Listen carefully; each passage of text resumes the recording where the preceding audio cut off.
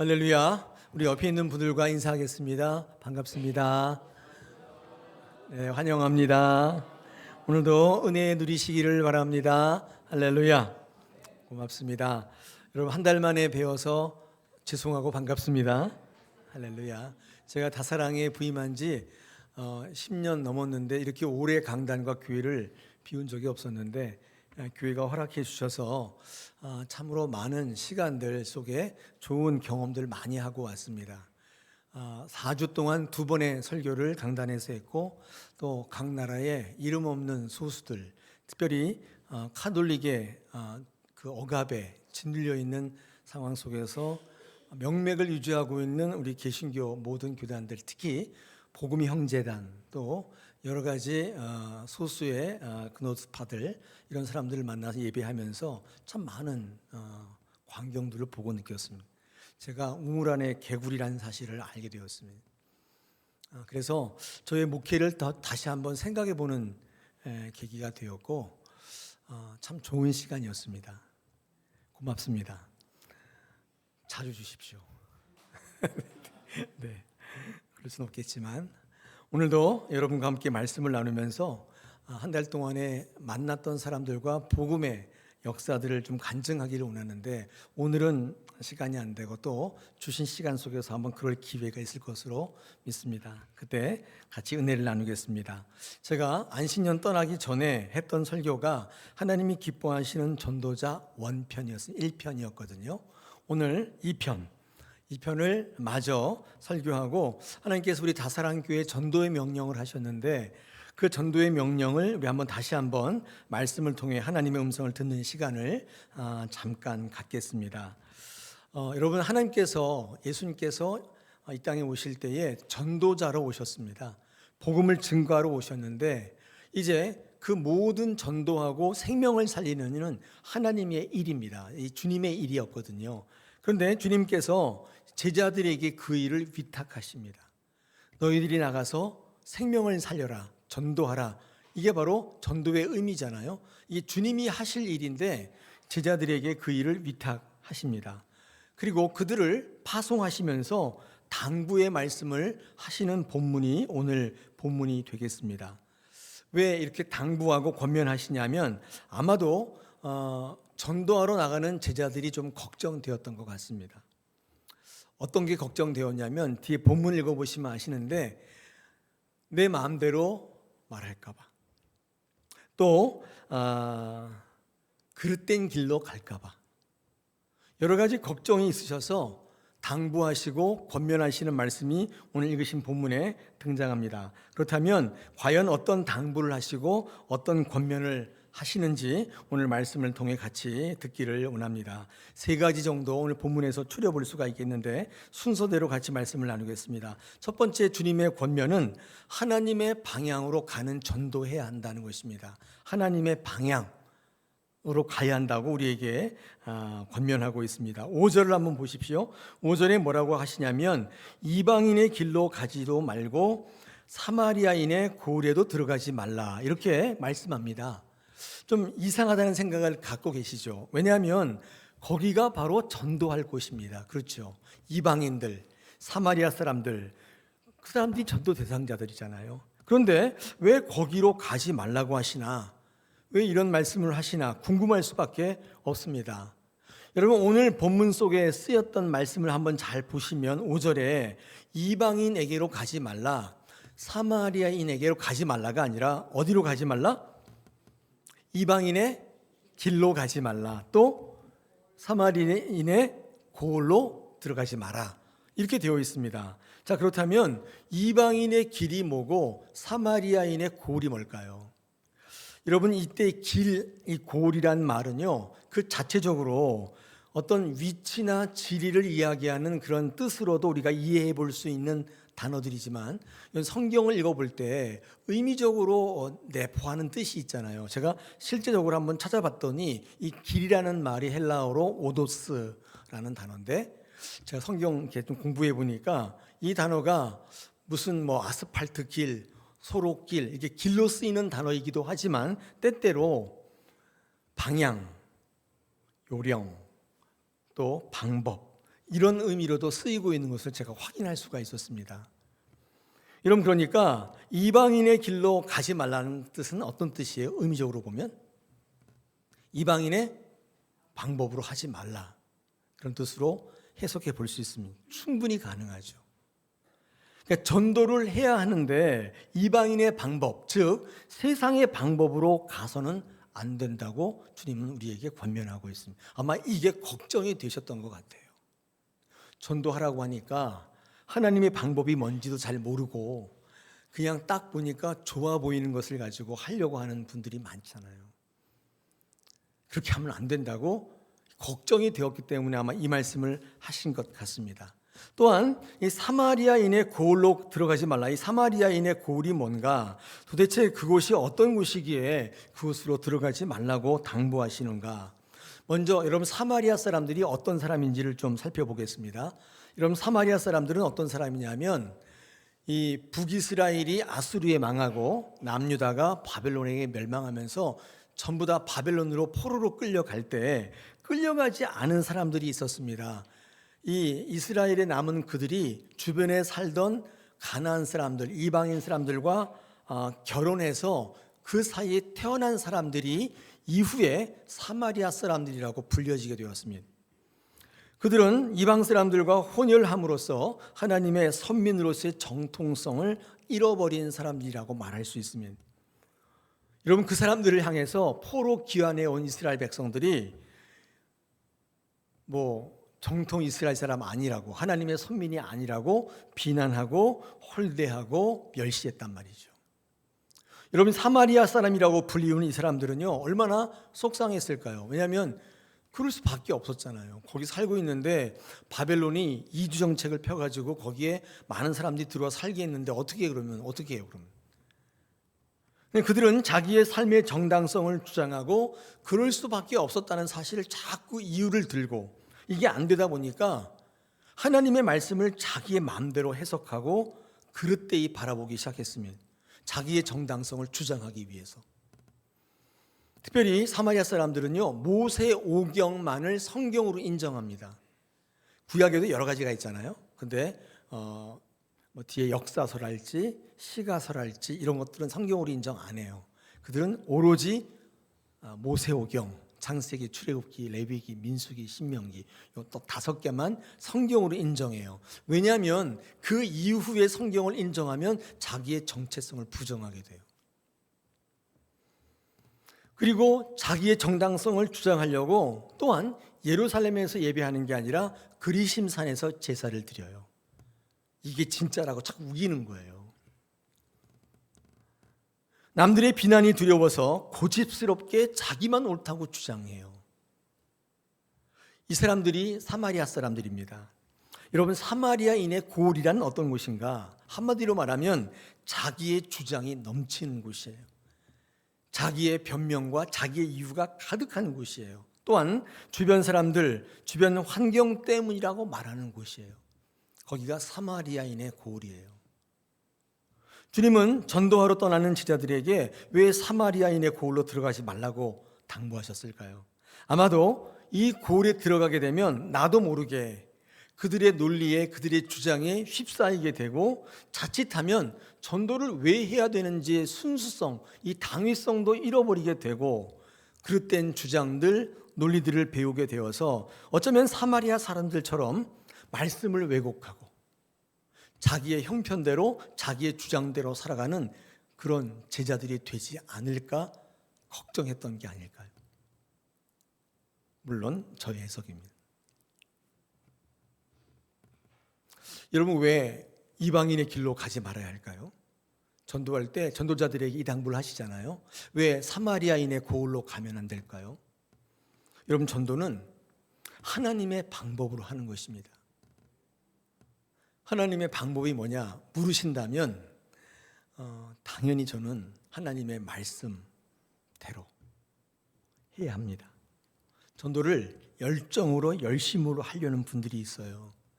오래 못 갑니다.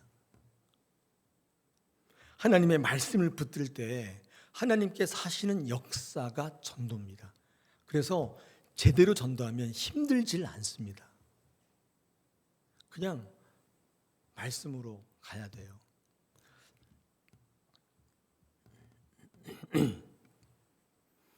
여러분, 생명을 살리는 일이 어렵거든요. 많은 분들이 기발한 방법, 획기적인 전략, 주요한 분석들이 이루는 결과라고 생각하지만 절대 그렇지 않습니다. 무엇을 조금 더 좋게 개선했기 때문에 되는 것처럼 보이지만, 여러분, 서울 시내 장안에 전도를 많이 하고 사람들이 많은 교회, 그렇게 보이지만 여러분, 사실 그 뒤에 수많은 기도의 무릎이 있다는 사실을 잊어서는 안 돼요. 여러분, 기도가 없는 방법, 전략, 분석이 소용없어요. 뭐 그런 거 하지 말라는 건 아닌데 기도가 뒷받침되어야 돼요. 제가 신앙하면서 가장 어려운 일이 뭐냐면 맡기는 겁니다. 주님께 맡기는 게 제일 어려워요. 이 맡긴다는 게 뭐냐면 순종한다는 뜻이고 기도한다는 뜻이고 나를 부인한다는 뜻이거든요. 이게 신앙생활 중에 제일 어려워요. 왜 힘드냐면 내가 주인이기 때문에 그래요. 내가 항상 옳기 때문이에요. 주님 앞에 맡기는 것은 정말 어렵습니다. 여러분, 전도는 이 주님 앞에 맡길 때 주님이 하시는 역사인 것입니다. 주님이 하시는 거예요. 여러분, 그래서 전도할 때에 주님의 방법으로 하셔야 됩니다. 주님께서 원하시는 것을 이루어 드려야 돼요. 나의 것으로, 나의 열정으로 할 수 없다는 것입니다. 사마리아인의 고을로 들어가지 말라는 것은 그래서 말씀에 벗어나 그릇된 말씀으로 전도하고 그릇된 나의 주장으로 그 일을 이루려고 하는 것에 대한 강력한 경고입니다. 여러분, 우리의 전도를 한번 살펴보시면 우리의 전도를 통해서 하나님께서 이 교회에 이루시려고 하는 궁극적인 뜻이 있습니다. 사람들이 많이 모여서 바글바글 되는 교회를 이루시려는 게 하나님의 뜻일까요? 제가 요번에 한 10년 동안 만난 소수의 공동체, 특히 그리스도의 복음 형제단이라는 교회를 한번 가봤는데 소수인데 나라를 움직입니다. 나라 전체를 움직여요. 그 수도원의 체코에서 온 그 형제단이었었는데 얘기를 해보면서 숫자가 물론 중요하죠. 근데 본질이 더 중요합니다. 저는 그 생각을 더욱더 강력하게 하게 되었어요. 로마 한복판에 그 수많은 카톨릭 있잖아요. 의리의리한 성전과 성당, 제가 오늘도 이번에도 가보면서 기가 질리도록 화려한, 거기에 하나님 계시지 않고 복음을 붙들고 목숨을 걸고 예수 믿는 그 형제단의 믿음을 보면서 참으로 감동적이었습니다. 저는 우리 다사랑교회가 이 정말 세속화된 대한민국의 믿음의 한복판에서 그런 믿음을 이루면 어떨까? 하나님께서 마음에 합하다, 너희 교회가 진짜 마음에 합하다, 이렇게 하면 어떨까? 그런 상상해봤습니다. 그리고 그들과 교제하면서 짧은 기간이었지만 정말 많은 감동과 은혜가 있었습니다. 이방인의 길로 가시면 안 됩니다. 사마리아인의 고을로 들어가시면 안 돼요. 사마리아인이나 이방인들 전도하지 말라는 뜻이 아닙니다. 주님은 그 모든 사람들 다 품는 만인의 구주이시죠. 그러나 우리가 전도할 때 이 주님의 당부를 잊어서는 안 되는 것입니다. 하나님의 방법으로, 또 하나님의 말씀으로 감당하면 하나님께서 그것을 통해 생명이 살아나는 것들을 보게 하신단 말이에요. 우리 교회에 생명이 살아나는 거예요. 오늘 본문 속에 주목해야 될 게 하나 있는데, 주님은 오히려 이스라엘의 잃어버린 양에게로 가라 이렇게 말씀합니다. 그렇죠? 주님께서 우리에게 말씀하실 때 오히려 너희는 잃어버린 양에게로 가라고 10절에서 우리에게 말씀, 몇 절이죠? 6절에서 말씀하고 계십니다. 하나님께서 전도할 때 1차적인 목표가 있는데, 관심이 있는데, 그게 누구냐 하면 이방인도 아니고 어쩌면 사마리아 사람도 아니고 누구냐 하면 믿다가 상처받고 낙심한 사람들이 주님의 1차적 구령에 관심인 것 같습니다. 저는 오늘 본문을 묵상하면서 새롭게 알게 된 게 있어요. 이 교회 다니는 사람들은 다 교회 다니니까 일단 제껴놓고, 안 믿는 사람들, 저 바깥에 안 믿는 사람들이 주님의 관심이고 주님께서 그들을 구원하시기 위해서 전도하라고 하는 줄 알았더니, 주님의 1차적 관심은 오히려 이스라엘의 잃어버린 양이라는 사실을 알게 되었습니다. 예수 믿다가 낙심한 자들, 상처받은 분들입니다. 여러분, 전도의 명령의 가장 큰 목적은 그래서 저와 여러분이 회복되고 바로 서는 것을 주님은 원하십니다. 좌우를 분별하지 못하는 니느웨 사람들도 하나님께서 사랑하시고 전도하기를 원하지만, 하나님을 곡해하고 자기의 논리로 무장하고 있는, 똘똘 뭉쳐있는 바로 그 요나가 하나님의 가장 큰 관심사예요. 요나서는 그 이야기를 하고 있는 거예요. 요나, 난 너에게 관심이 있다. 하나님을 모르는, 좌우를 분별치 못하는 12만 명 니느웨 사람들도 불쌍하고 구원받아야 되지만, 내가 정말 관심 있는 사람은 바로 저와 여러분이라고 얘기하고 있어요. 오히려 잃어버린 이스라엘의 양으로 가라 말씀합니다. 여러분, 어떤 사람이 낙심하는 줄 아세요? 제가 목회하다 보니까 특징이 있어요. 어떤 분이 낙심하냐면 자기 마음대로 신앙하는 분입니다. 자기의 논리를 가지고 신앙생활하는 거예요. 하나님의 말씀으로 서 있지 않고 자기의 논리 위에 서 있는 분들은 반드시 낙심합니다. 그들의 상처와 낙심은 이미 예고된 것입니다. 왜냐하면 그런 자기 논리의 신앙은 반드시 말씀과 부딪히게 될 것이기 때문에 그렇습니다. 여기서 선포되는 말씀과 부딪히게 돼요. 아멘이 안 됩니다. 그걸 우리가 뭐라고 해요? 그것을 상처라고 하고 그걸 낙심이라고 하는 거예요. 왜요? 자기 논리 위에 서 있기 때문이에요. 잃어버린 양들이 누구를 전도할 수 있습니까? 내가 지금 하나님으로부터 떨어져 있는데, 지금 사람들로부터 떨어져 있는데 누구를 구원할 수 있습니까? 우리는 전도 이전에 우리 스스로가 회복되어져야 하는 것입니다. 그래야 하나님의 일을 감당할 수 있기 때문입니다. 그 다음에 요령이 있고 방법이 있고 뭘 개선하고 하는 것입니다. 내가 먼저 서야 되는 것입니다. 할렐루야. 자, 이번에 안식년 때 다니면서 비행기 몇 번 탔는데요, 타면 맨 앞에 방송 나오잖아요. 비행기 이륙하기 전에. 그때 산소 마스크가 딱 떨어지면 내가 먼저 쓰고 옆에 있는 사람을 도와주십시오, 안내 방송 나오더라고요. 제가 한번 말씀드린 적이 있는데 이거를 산소 마스크 이론이라고 합니다. 내가 먼저 쓰고 어린아이 씌워주는 거예요.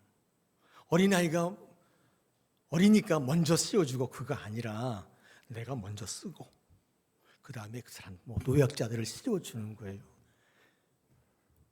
나중에 비행기 탈 때 한번 꼭 들어보세요. 제가 거짓말 하나. 산소 마스크 이론. 복음을 모르는 세상 사람들이 우선이죠. 복음을 잊어버린, 잘못 알고 있는 그들이 먼저인 것처럼 보이지만, 내가 온전치 못한데, 내가 하나님과의 관계가 깨져 있는데 그 누구를 구원할 수 있어요? 그 누구를 전도한단 말이에요. 그 누구에게 복음을 증거한단 말이에요. 내가 먼저 서기를, 오히려 이스라엘의 잃어버린 양에게로 가라. 이방인의 길로도 가지 말고 사마리아의 고을도 들어가지 말고, 오히려 앞에 보면 오히려 이스라엘의 잃어버린 양에게로 가라고 주님 우리에게 권면하고 있습니다. 사랑하는 여러분, 하나님의 방향으로 가십시다. 전도 중요하죠. 사람들 많이 모이는 것도 중요해요. 더 중요한 게 있는데 하나님의 길로 가시는 겁니다. 하나님의 길로 가지 않는다면 열매가 없어요. 우리 교회가 전도를 많이 했는데 열매가 없다면 그 이유를 여기서 한번 찾아보는 게 어떨까요? 뭐가 잘못됐기 때문에, 뭐 더 열심히 안 했기 때문에, 그게 아니라 방향과 길이 잘못되었던 것은 아닐까를 한번 이번 2025년 총동원 전도를 통해서 한번 바라보길 원합니다. 할렐루야. 두 번째 권면이 있습니다. 뭐라고 되어 있냐면 은혜를 경험해야 된다고 우리에게 주님은 말씀합니다. 오늘 성경 말씀에 우리 8절 하반절에 보니까 너희가 거저 받았으니 거저 주라. 이게 전도의 원리라는 것입니다. 여러분, 거저 주려면요, 거저 받아야 합니다. 전도는 거저 주는 거예요. 본전 생각나면 못합니다. 전도하는데 야, 내가 전도하면 시간을 많이 빼앗기는데, 전도하면 내가 뭘 이런데, 이렇게 본전이 생각나면 그 일을 계속 이어가기가 어렵습니다. 한두 번은 하는데 그 다음부터는 못해요. 그러므로 전도할 때는요, 거저 받았다는 의식이 반드시 필요합니다. 이거를 우리 교회에서 뭐라고 해요? 은혜라고 얘기해요. 거저 받은 거 다 은혜예요. 여러분, 이렇게 살아계시고 건강하시고 이 더위에도 건강을 잃지 않은 거, 오늘도 이 자리에 나와서 예배할 수 있게 하신 거 은혜 아니에요? 할렐루야. 은혜란 말이에요. 진짜 은혜예요. 내가 무엇을 했기 때문에 받은 게 아니에요. 주님이 그냥 주신 거예요. 왜 주셨는지는 잘 모르겠어요. 주셨어요. 근데 제가 목사니까 은혜를 주실 때는 항상 능력도 같이 주신, 사명도 같이 주시거든요. 사명 감당하라고 주신 게 거의 틀림없을 것 같아요. 그러니까 거저 주셨으면 그걸 가지고 하나님의 일을 하셔야 됩니다. 여러분, 전도는요, 그래서 거저 받은 게 있어야 돼요. 근데 이런 분들이 있잖아요. 나는 내가 다 이루었어. 이런 분들도 있을 수 있잖아요. 나는 내가 노력해서 이룬 거야. 밤잠 안 자며 공부하며 일하며 다 내가 이룬 거야. 이렇게 생각하시는 분들은 거저 받은 게 아니죠. 이런 분들은 거저 주기가 쉽지는 않겠죠. 저는요, 다 거저 받은 거예요. 저 말고 김동호 목사님 있잖아요. 아세요? 저 말고 큰 김동호, 저는 작은 김동호 목사고, 그분의 책에 그런 게 있어요. 누군가가 자기에게 다시 젊어지고 싶지 않냐고 묻는다면 자기는 그러고 싶지 않다고 대답. 단 절대로 젊어지고 싶지 않다고 얘기한대요. 왜 그러냐 그랬더니 다시 이 자리에 오를 자신이 없대요. 여기까지 올 자신이 없대요. 그러면서 하는 말이 이 모든 것 다 하나님께서 이루어 주신 거예요. 그러면서 거기 뒤 쭉 나와요. 뭐 자기가 얼마나 공부를 못했고 쫙 나와요. 근데 이렇게 하나님께서 세우시고 이렇게 사용하실, 다시 이 자리에 올 자신이 없대요. 자기는 젊어지면 안 된대요. 제가 그 말씀을 이렇게 읽으면서 저도 똑같아요. 젊어지고 싶지 않아요. 이렇게 살아있기도 자신 없어요. 이렇게 여러분 앞에 말씀을 증거하는 자리에 서 있을 수도 없을 것 같아요. 여러분, 저는 다 거저 받았다는 거예요. 거저 주셔요. 다 거저 드려야 되는 것입니다. 여러분, 거저 받았다는 표현이 맞는 표현 같습니다. 무엇을 잘했기 때문에 받은 게 아닙니다.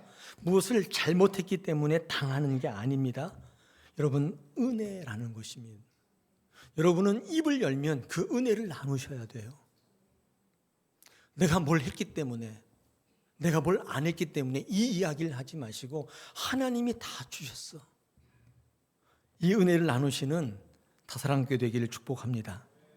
그게 뭐예요? 그게 전도란 말이에요. 주님 앞에 헌신하는 일을 방해하는 게 있습니다. 그게 뭐냐면 대가의식이에요. 보상의식.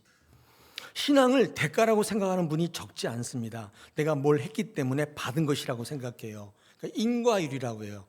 이게 들어가는 게 있으니까 나오는 게 있다고 생각하는 거예요. 그래서 내가 열심히 예배했기 때문에 복 받는 것이지, 내가 열심히 헌신했기 때문에 잘 되는 것이지, 이렇게 생각하시는 분들이 의외로 많이 있습니다. 여러분, 그런데 그렇지 않습니다.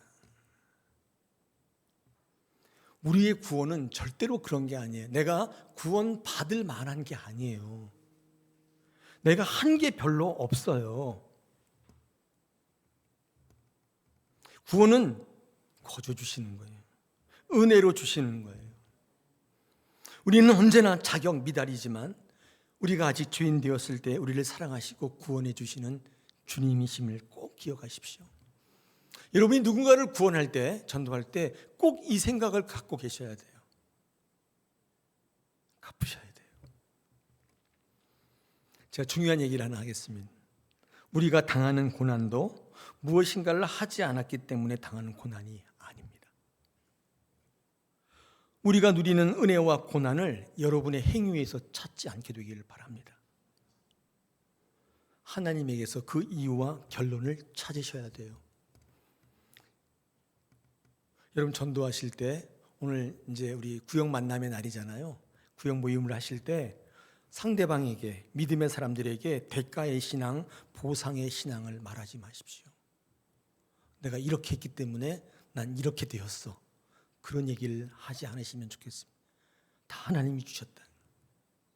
하나님이 이루셨다는 거예요. 여러분 이렇게 전도하다 보면요, 많은 사람들이 그 은혜를 배우게 됩니다. 그렇지 않고 이 대가의 신앙, 보상의 신앙을 전도하면 이 전도를 받은 전도 대상자들은 신앙생활을 하게 되는데 평생의 억울함에, 불공평함에, 분노로 신앙하게 됩니다. 왜 그러냐면 내가 했는데 얻지 못하게 되기 때문에. 분노가 일죠. 공평하지 않다고 생각하죠. 억울하죠. 여러분 은혜를 나누시면 어떤 일이 있어도 감사로 귀결됩니다. 할렐루야. 하나님이 하실 것을 믿기 때문에, 하나님이 이 일을 통해서 이루시고자 하는 큰 뜻을 보기 때문에 어려움 속에서도 평안할 수 있습니다. 그게 신앙의 진수인 거예요. 여러분의 신앙은 어떻습니까? 저는 2025년도 총동원 전도를 통해서 하나님께서 이 놀라운 비밀을 우리 성도들에게 알게 하시길 기도하고 있습니다.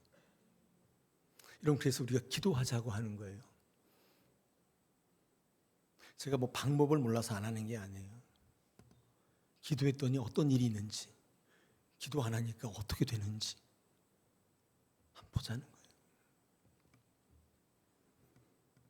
그래서 이 은혜로 전도를 받은 사람들은요, 이제 신앙생활하면서 알 수 없는 불행이 닥쳐올 때, 고난이 닥쳐올 때, 그때 하나님의 은혜를 말하고 그 은혜로 이기며 궁극적으로 하나님의 사람으로 살아가게 될 것입니다.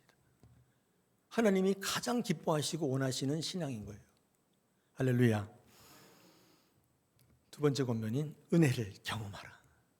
우리에게 전도하는 우리에게 권면하십니다. 마지막 세 번째 권면이 있는데요, 오늘 성경 말씀에 우리 9절 10절에 보니까 아무것도 가져가지 말래요.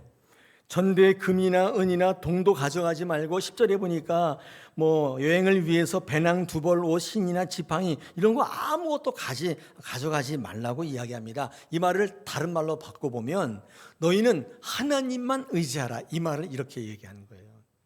하나님만 의지하는 것이 전도라는 것입니다. 왜 하나님만 의지하라고 하냐면, 하나님만 의지하는 사람들에게는 그 어떤 좋지 못한 상황, 그 어떤 악조건도 그들의 사역을, 전도를 막을 수 없어요. 그걸 못하게 할 수 없단 말이에요. 하나님을 의지할 때는요, 그 어떠한 조건도 어떠한 환경도 그를 멈춰 세울 수가 없어요. 하나님이 계시기 때문에. 나쁜 것이 절대로 그들을 멈춰 세우지 못해요. 하나님을 의지할 때 우리가 누리는 유익입니다. 그러나 하나님을 의지함이 없는, 하나님을 의지하지 않는 분들에게는 좋은 환경이, 좋은 상황들이 그들을 넘어뜨리는 도구가 돼요. 신기하죠? 나쁜 것 때문에 넘어지는 게 아니라 오히려 좋은 것들 때문에 넘어지게 된다는 사실을 우리는 삶을 통해서 알 수가 있습니다. 여러분 10절을 보십시오. 10절에 아까 제가 말씀드린 것처럼 너무나 필요한 것들이에요. 9절도 마찬가지지만은 이런 것들을 왜 가져가지 말아야 되느냐? 하나님을 의지하는데 방해가 되기 때문입니다. 오히려 복음을 증거할 수 없게 만들기 때문입니다. 도움이 너무 되지만, 그러나 하나님을 의지할 때 그 모든 것들이 합력해서 선을 이루시게 하는 하나님을 만나게 되는 것입니다.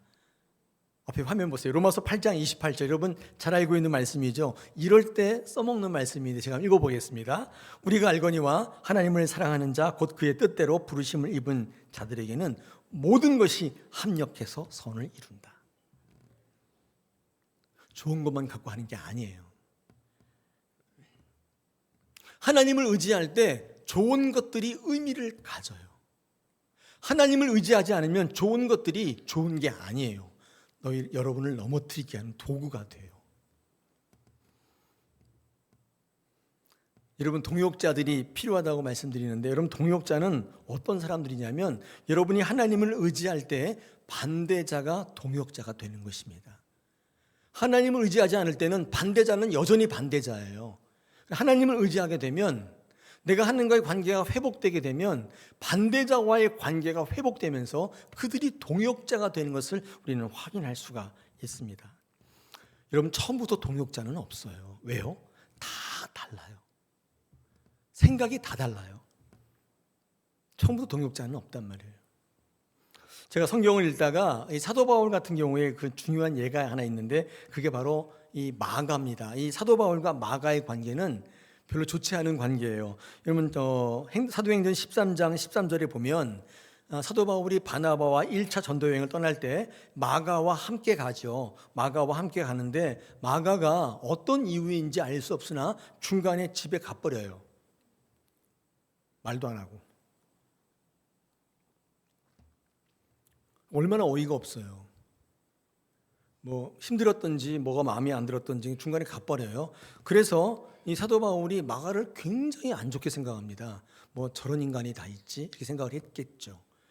그래서 2차 전도를 갈 때 바나바가 또다시 가는데, 바나바가 그때 함부로 가버렸던 마가를 또 데려가자고 제안을 해요. 사도행전 15장 37절 39절에 나타나 있습니다. 이때 심하게 싸워요. 이 사도 바울이 바나바가 막 싸워요.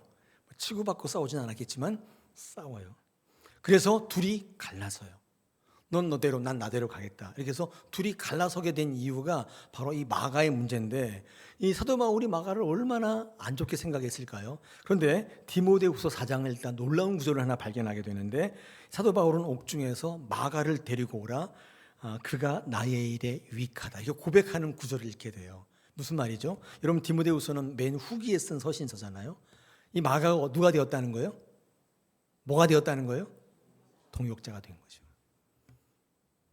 그 중간의 관계는 뭐 없지만, 아마도 사도 바울이 그런 자기 마음을 회개하고 하나님 앞에 나가고 관계가 회복될 때 마가가 어떤 형태로든지 사도 바울과의 적대의 관계를 청산하고 동역자가 된 사실을 우리에게 알려주고 있습니다. 여러분, 처음부터 동역자는 없어요. 하나님 앞에 의지하고 주님만 바라보고 나가면 우리가 안 된다고 생각했던 것들이 우리 앞으로 와서 합력해 선을 이루는 것을 여러분 반드시 만나게 될 줄로 믿습니다. 여러분, 전도하다 보면, 신앙생활 하다 보면 이 반대자가 있기 마련입니다. 얼마나 힘든지 몰라요.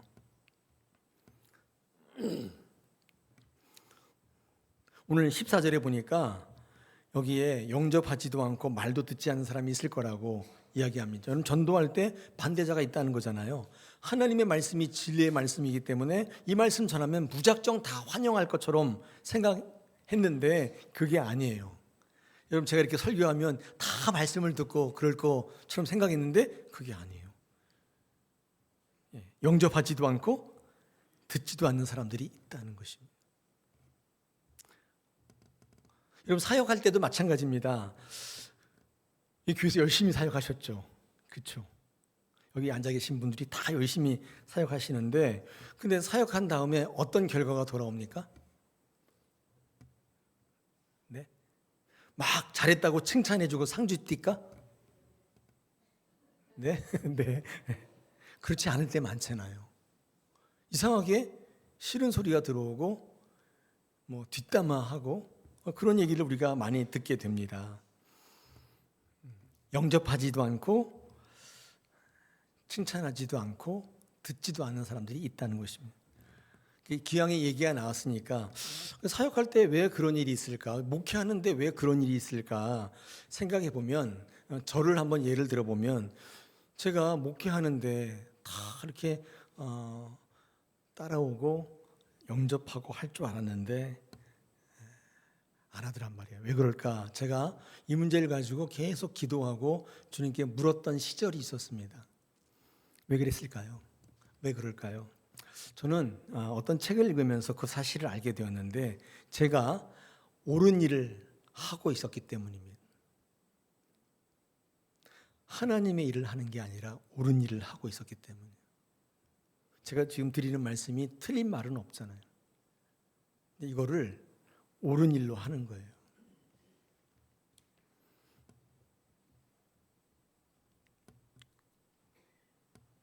하나님의 일을 하는 게 신앙입니다.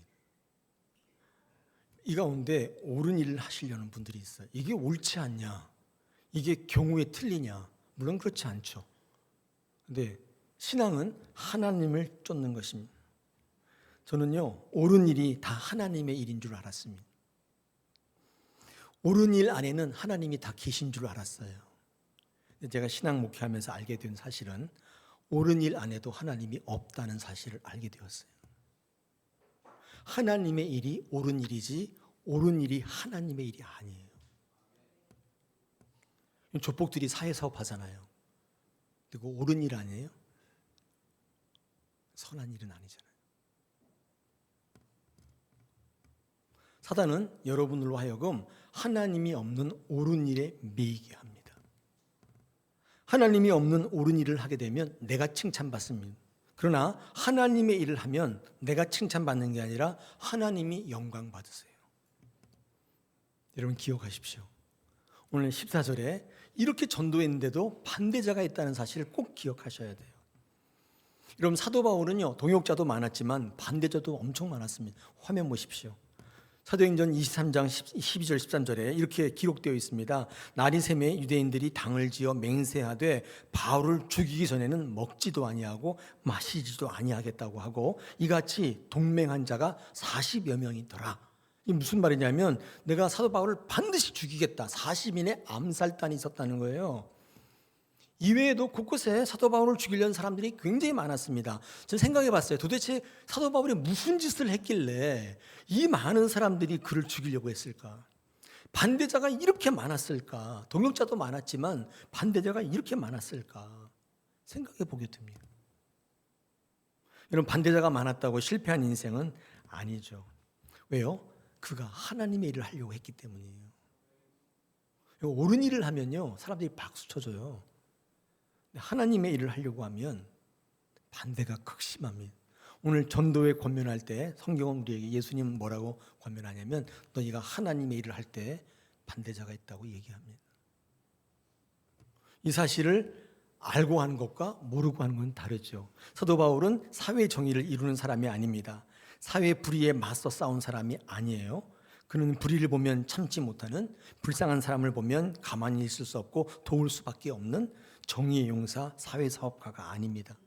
정의의 사도, 휴머니스트가 되려고 하지 마시고 하나님의 사람이 되셔야 합니다. 이것이 기독교 신앙이 목표하는 바예요. 이 설교의 목적이에요. 여러분 그래서 하나님의 위로를 체험하십시오. 하나님께서 여러분을 지금 위로하고 계시는 줄로 믿습니다.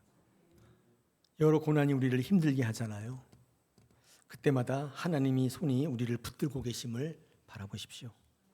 하나님을 영원한 피난처 삼으십시오. 아무리 어려워도 깊은 한숨 속에서도 우리를 변함없이 일으키시는 주님이심을 믿으십시오. 이번 청동원 전도가 우리에게 이런 은혜를 넘치도록 주실 줄로 믿습니다. 우리 시간 같이 한번 기도하기를 원합니다. 오늘 주시는 말씀